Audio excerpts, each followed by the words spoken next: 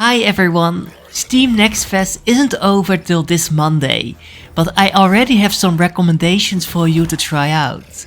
I have played over 50 demos, and here are some that caught me by surprise and show a lot of potential. So if you still have some time to spare, make sure to check them out. Alright, let's start with Spiritmancer. A 2D hack and slash side-scroller that looks gorgeous and has some fun mechanics. Besides your usual combat and gunplay, you can also capture the spirits of enemies and summon them if you need a bit of help. The demo isn't that challenging, so I'm pretty sure without the deck building, this game is still going to be a piece of cake, but I like the concept and it made the rather repetitive gameplay a lot more engaging. You also have a lot of different weapons that you can equip, and while most of them are out of ammo really quickly, they all were fun to use and sometimes really powerful. The boss fight at the end was also a fun challenge, but with the use of your cards, you will destroy her in no time. There's also this main hub where you can select the next mission and do some side quests or short mini games. And it's also the place where you can make your character and your cards stronger. I hope it doesn't become too repetitive after playing it for a few hours, but for now I'm really excited for the full release.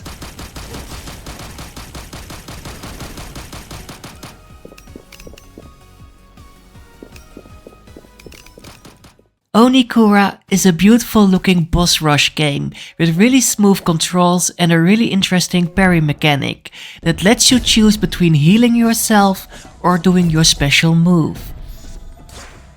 This quick decision making adds some extra tension to this game, and I loved it. There are 3 boss fights in this demo, and all of these fights were challenging but also fair. A yellow circle will pop up to indicate that you can parry the next attack. But you don't know the timing, and sometimes you do know, but you still mess up because you weren't precise enough. It's a lot of trial and error, but I'm sure you will get used to it after some practice. The only minor complaint I have is that the bosses have no different faces, so the fights can lose a bit of tension because you already know all the attacks after a while. As a reward for beating a boss, you get to choose between 2 different upgrades, so you do have some freedom in improving your character and your abilities. There is not much else to say about this demo.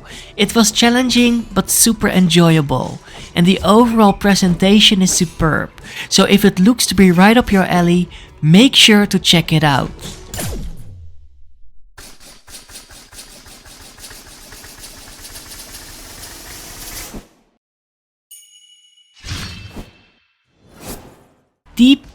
Deep Nightmare is obviously influenced a lot by The Binding of Isaac, but it's not a clone. This game isn't a roguelike but an arena shooter, and it works great. It has nice controls and switching between weapons is quick and easy. There are already a nice amount of different weapons and spells in this demo.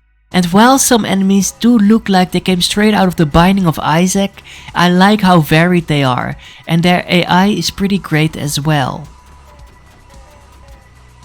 The boss fights weren't that challenging in my opinion, but they were for sure fun and spectacular encounters. I really hope this game won't lose its charm after playing it for a while. It's all pretty straightforward, so hopefully the developer knows how to keep the gameplay fresh and exciting. I like the concept, so here is hoping it will be able to stand on its own when it's fully released.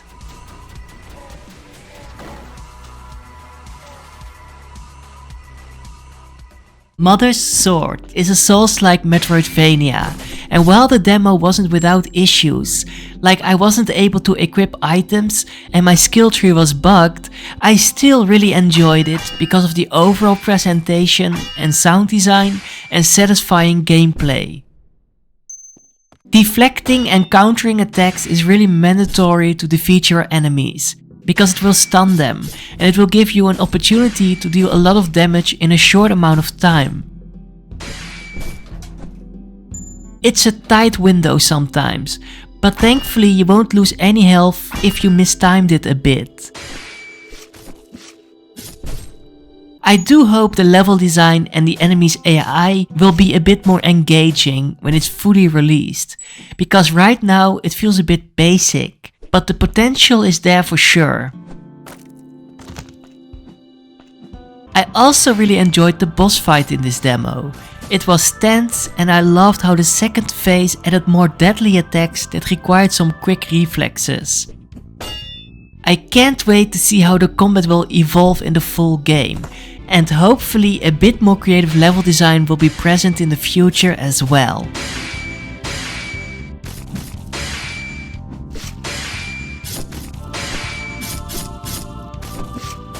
This is No Cave is a 2D platformer where you play as this really tiny pixelated astronaut that can do all kinds of crazy jumps and acrobatic moves. It's an auto runner, so all you have to do is to jump on time and aim precisely with your mouse to overcome all these insane challenges. And while it took me a while to get used to a few mechanics, like propelling yourself with your grappling hook for example, and I also lost myself in the chaos sometimes because I was just a tiny pixel, I loved this demo and it challenged me in a satisfying way. You can also alter the speed and the difficulty of the game if it's too challenging for you, so hopefully this will make it a bit more accessible to less experienced players. There's also a final level where a giant worm is chasing you, and it's incredibly tense, challenging, but so much fun at the same time. This demo showed me already a lot of fast-paced, creative but also challenging level design. And I'm a sucker for that, so I'm a bit biased here. But I still hope you will give it a try if it looks interesting to you.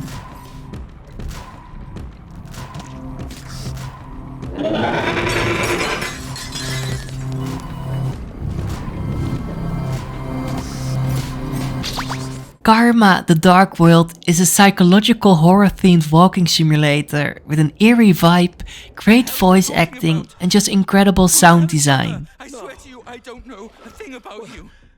But that's impossible. It's full of weird imagery and crazy scenarios, and the ambiguous story is interesting enough to keep you engaged the whole way through. Everyone is vain. Why is it that I can only smile? I really enjoyed some chase scenes and how surreal they get because of the sudden change of your environment. It has been always something I really appreciate when I play these kinds of games.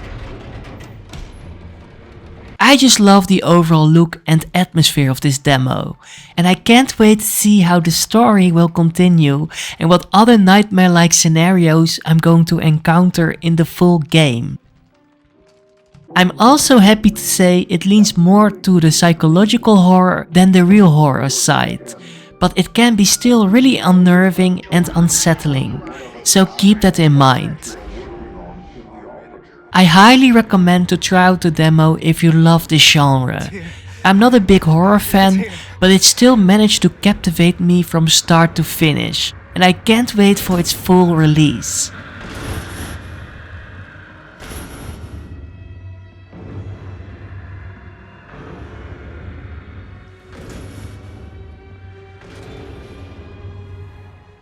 Tethergeist is a challenging but fun precision platformer with great pixel art and a really charming presentation. It's also very narrative driven, with some fun animated cutscenes, but the story doesn't break the flow of the game in my opinion, thankfully. This game plays a lot with this astral projection mechanic, and while it starts out pretty easy in the beginning, it ramps up the difficulty in no time. You will get introduced to a lot of different gimmicks and gadgets, and eventually you even have to plan beforehand in what order you will need all these items to get to the next screen. I just love the really innovative level design and all these fun and sometimes challenging gimmicks. and I also enjoyed the charming world and its characters. The story looked intriguing enough as well, so this game has a lot going for it.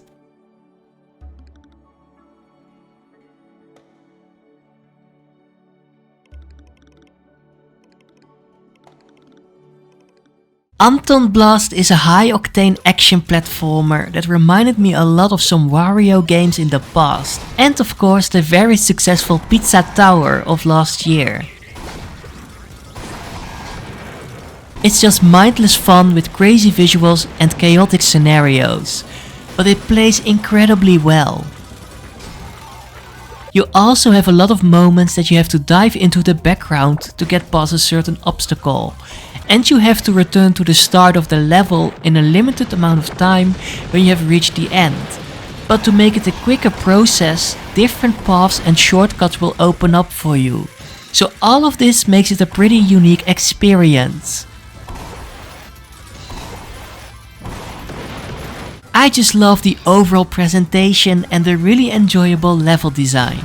It has a lot of chaotic energy, and I needed a small break after I finished this demo because of the sensory overload. But behind its goofiness and madness, there's a really solid action platformer that shouldn't be overlooked.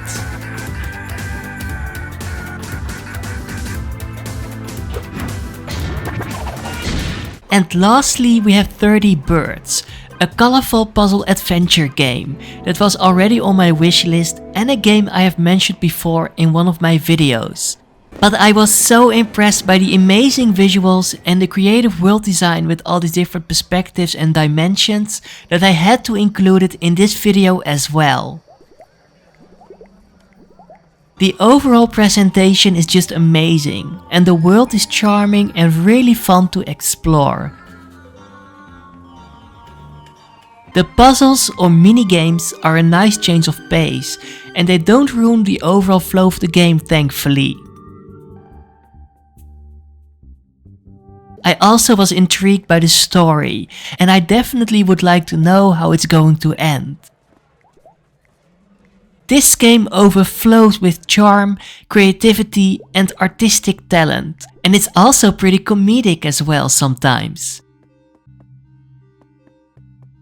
Your phone is also a handy way of checking your next objective and keeping you in the loop on your progress. This demo is just a must try if you love innovative ideas and level design, in my opinion. So make sure to check it out when you still have the chance. Thanks for watching.